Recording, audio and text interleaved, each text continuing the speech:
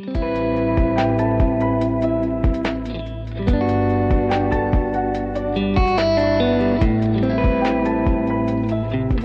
to the very first episode of On Becoming, episode number 1, Harnessing the Storm, Transforming Heartbreak into Emotional Freedom.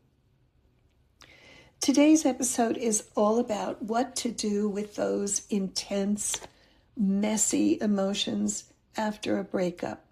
You know, when you're bouncing between the anger and the sadness, grief, confusion. First of all, I want to tell you that you are not alone in feeling this way. And you are certainly not, in air quotes, too much for feeling this way either. Grief and suffering are appropriate when you're facing the loss of love. It comes in waves, sweeping away much of what you have known and loved.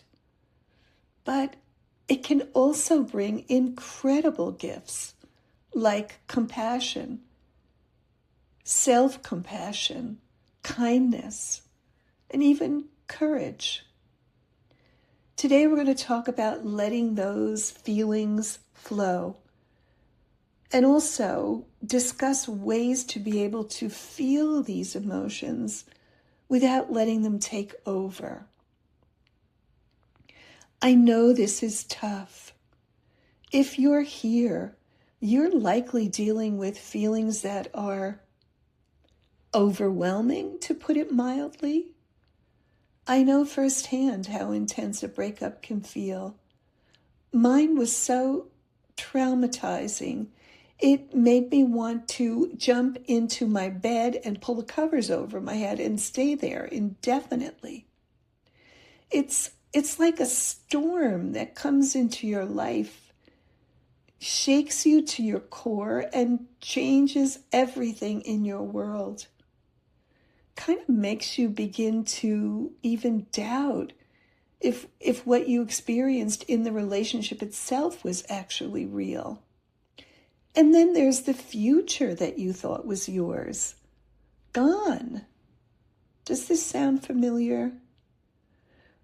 Whether you were the one to leave or are in the devastating position, as I was, of having been left, the losses you are facing are very deep. But here's what I want for you today. Not to make the pain vanish. That's not how healing works, really. But to start seeing your emotions as something powerful if we approach them with the right mindset. So we're going to look at these feelings you're most likely having and begin to see how we can turn them into strengths. Those very same intense, messy emotions can become powerful fuel for your growth if we give ourselves the space to experience them without the judgment. You may be wondering, what's the benefit of emotional freedom?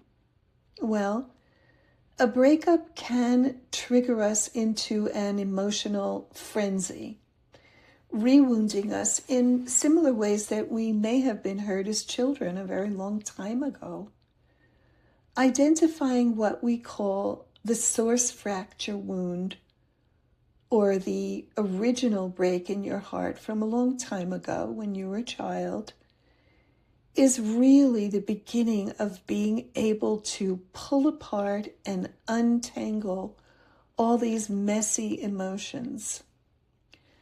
Let me say that again because it's really important.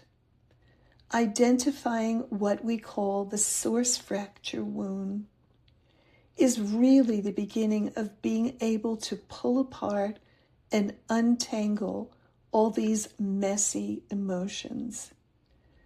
You then might be able to begin to ask yourself questions like, what am I making all of this mean? And what am I making it mean about me? It's one thing to feel truly sad about the loss of your relationship. But it's entirely another thing to feel that you lost that love because you were not enough, or because you are fundamentally unlovable. Once you start feeling your emotions without letting them run the show, you may be able to see a new kind of clarity and strength emerge. It can be a way to actually reclaim your integrity and actually grow from the experience you're going through. It can be a way to allow the capable, powerful, adult part of you to take command rather than the wounded child. And that's the real benefit of emotional freedom. Many of us who live through this overwhelming loss of love learn how to use their pain as a catalyst for transforming their lives in deeply meaningful ways. The ability to harness these emotions and use them as a force for positive change to create a new, different, and hopefully much enlarged life. When I look back now at having gone through the trauma of a breakup, and I'm 3 years down the road now, so I really do see it in a way almost as a gift that I was given, because I used it to radically transform my life. When a relationship ends, we're left with all these unresolved feelings and questions, regrets, memories, maybe even unspoken words, things you wanted to say but never had the opportunity. When we are grieving, feeling these heavy emotions is not a step backward. It is actually part of the process, and in a lot of ways, the key to moving on. A lot of us were taught to hide how we feel, right? To be strong or to move on. But emotions just don't disappear because we ignore them. If we avoid feeling them, they actually stick around a lot longer. And here's the twist. All those intense feelings, rage, sadness, fear, they are actually energy. Think about that. So, if we can learn to direct that energy, it can help us move forward, kind of like the way wind moves a sailboat. Stay with me here. So picture a sailboat on a very stormy sea. Without guidance, the storm feels chaotic. At first it's really choppy and the boat is out of control, like it's going to capsize. But when the sails catch the wind, the storm actually becomes the thing that moves the boat forward. So if we can learn to direct that energy, just like the sails catching the wind, the storm can actually propel us forward.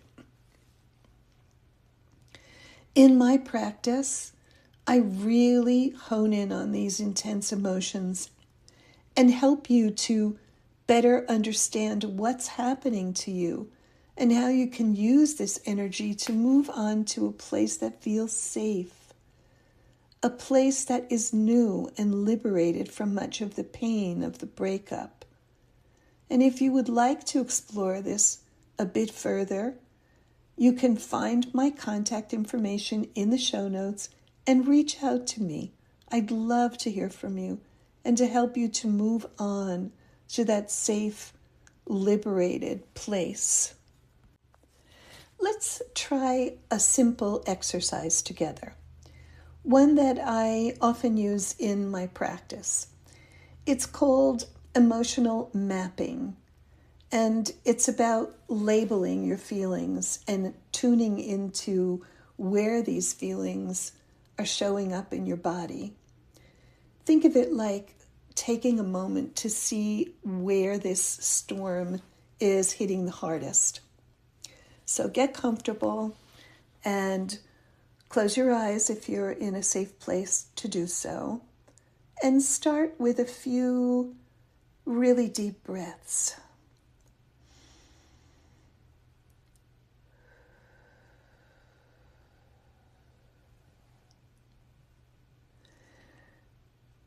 Feel the air fill your lungs and release. Now, think about where you might be holding tension in your body. Are your shoulders tight? Is your neck stiff?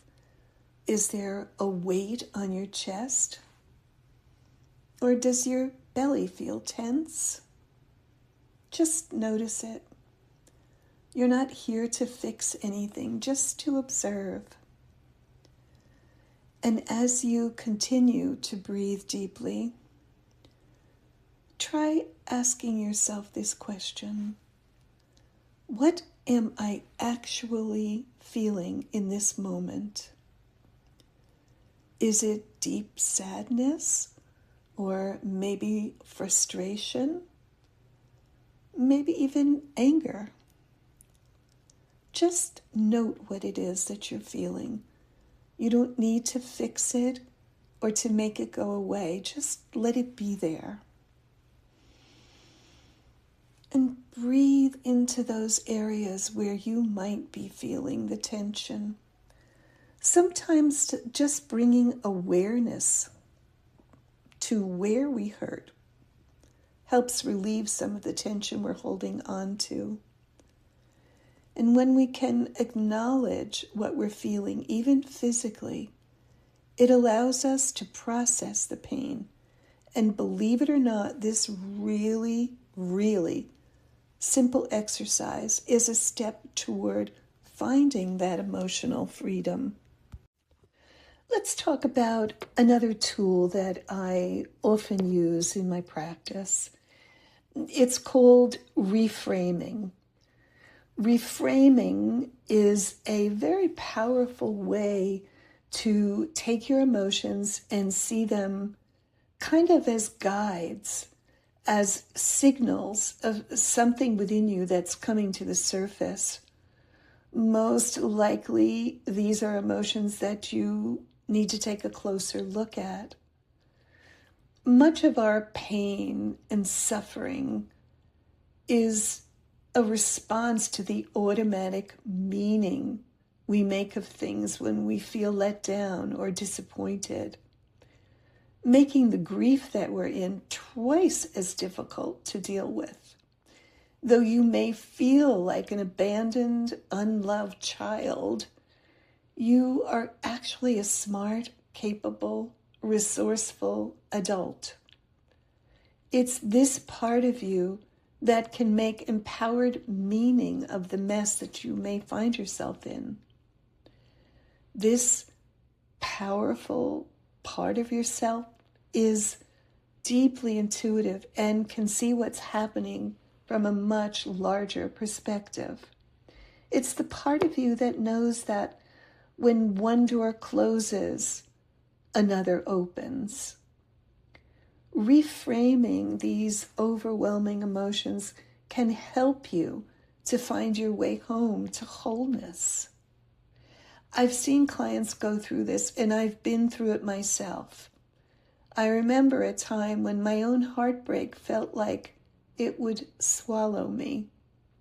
But over time, with using some of the ideas and tools we've been discussing, the emotional mapping and reframing, I started seeing those feelings not as obstacles, but of signals of things I probably needed to look at more closely, and of things that I truly valued or maybe wanted to grow away from or let go of.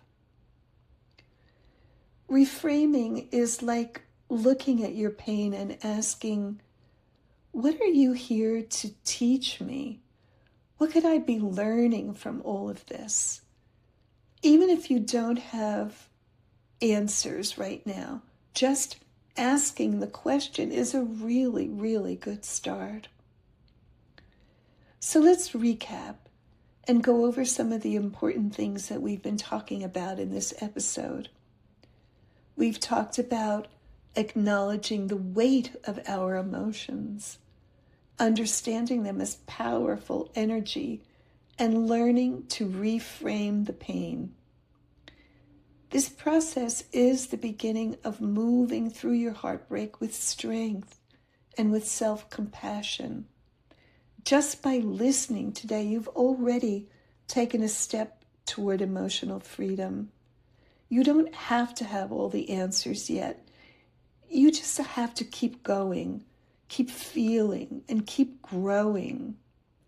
And if any of this resonates with you and you would like to work with me, please see the information in the show notes as to how you can contact me for a free consultation. I really would love to hear from you. And in our next episode, we'll go even deeper and talk about reclaiming your personal power and your purpose after a breakup. This is where you start building a life you love on the other side. And thank you for joining me today on Becoming. Remember, you're not just healing, you're discovering how powerful you truly are. Until the next time then,